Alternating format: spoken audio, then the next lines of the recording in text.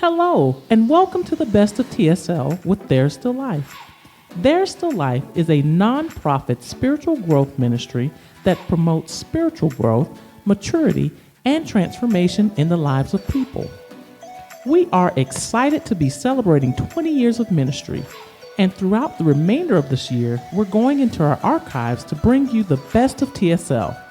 Hello and welcome to our 31-day podcast in the month of July. Today is day 27. Not gonna let worry me. A very simple definition for the word worry that can be found simply by Googling it is to give way to anxiety or unease. The word comes from an Old English word meaning to strangle. There's a similar Lithuanian word that means to constrict. Worry has the ability to do both, strangle and constrict. First, let's address the fact that there are two things a person worries over. There's only two things. Things they can change and things they cannot change. In either case, worry causes us to give way to, back to our original definition, give way to perhaps concern we may be experiencing about a situation. Okay, we may be uneasy or fretful over unknowns, and we give way to those feelings or emotions.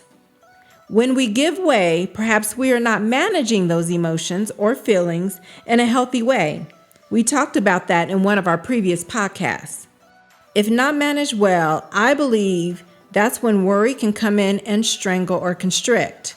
I would say, and this is just based on my experience, that worry can strangle our ability to peacefully process so that we can effectively put a plan together or effectively identify next steps.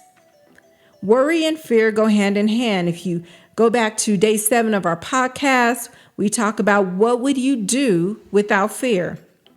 Both worry and fear have the ability to paralyze. Then we're literally scared to go left or go right, thinking, what if it's not the right decision?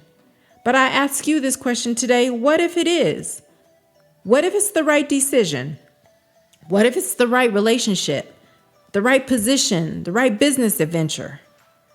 The first thing is to identify, what am I worried about so that it can be addressed?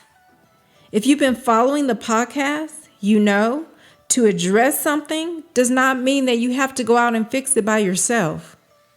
Remember your growth principles.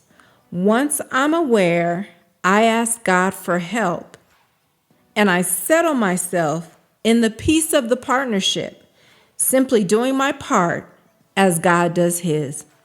Thank you so much for joining us for today's podcast. We hope that you'll join us again on tomorrow. Have a fabulous day.